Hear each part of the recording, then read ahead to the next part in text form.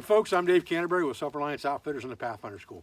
What I thought we'd do today is talk about setting a 330 Conibear trap. And it's important to understand how to do this both in the field expediently as well as when you're setting them before you go to the field. And most people carry these traps into compressed and locked positions so that when they get into the field, they're easier just to set without having to take the time to compress the springs and all of those things in the field.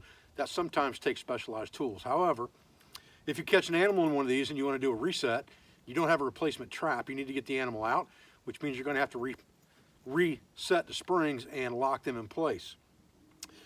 God forbid you should get yourself caught in this trap. You're also going to have to know how to get yourself out of this trap. So let's talk about a couple different methods that are mainstream. We'll talk about a tool that I just made today myself to use out on the line to carry my backpack that doesn't take up as much room. It's a little more expedient, or quicker I should say, than the rope method. And we'll talk about the rope method as well. Stay with me. Okay, so the first method that's used on these is using a set of trap setters. And it's just a large pair of jaws basically that grab a hold of the springs and compress them using leverage by the length of the tool. And this one's got handles welded on it to make it even more leverage so it's easier to set them. However, this tool weighs about 5 pounds, 4 or 5 pounds. It's not something that you'd want to carry in the field. However, if you're setting these at home, it makes it very easy to compress the spring. You can then hold on to it pretty much with one hand like this and drop your safety latch over the top. So these are very convenient tools. They give you a lot of leverage and it's really easy to set the trap, but at the same time, they're also not very field expedient because you got to carry a lot of weight and a long item with you in the field. Okay, so let's talk about this rope method. We need a 4-foot rope, something like that with a loop in it, big enough for a boot. We're going to take this up through the loop and pull our boot loop all the way to the top and then come around again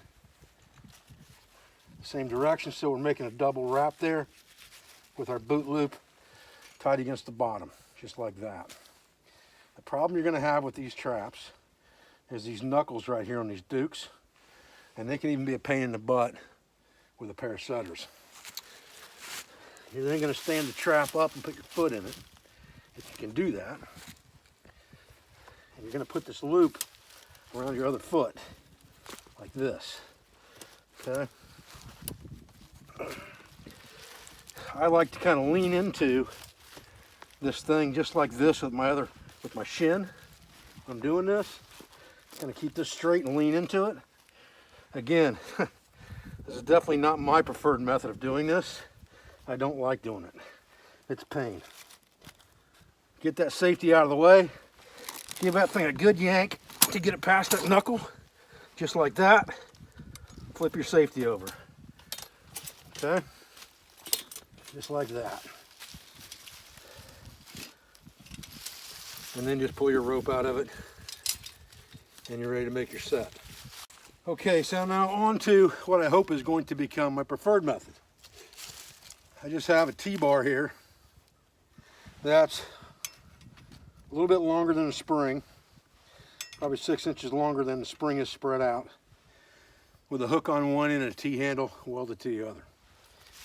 And I'm hoping that with that, I can just hook onto the spring, give it a good solid yank straight up past those knuckles,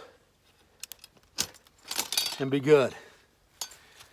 And have a small, simple tool that I can carry in my backpack on the trap line for any just in case measures or for resets.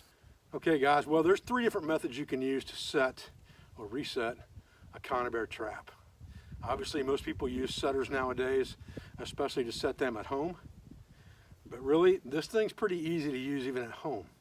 What I was looking for was something I could throw into my pack basket that would be easy to do resets in the field and also give me an emergency tool in case I were to get hung up in a Conibear or something like that without having to use the rope method, which is not the preferable method for me whatsoever. So I appreciate you joining for this quick video today. I thank you for your views. I thank you for your support. I thank you for everything you do for our school, for our family, and for our business, for all of our sponsors, instructors, affiliates, and friends, and I'll be back with another video as soon as I can. Thanks, guys.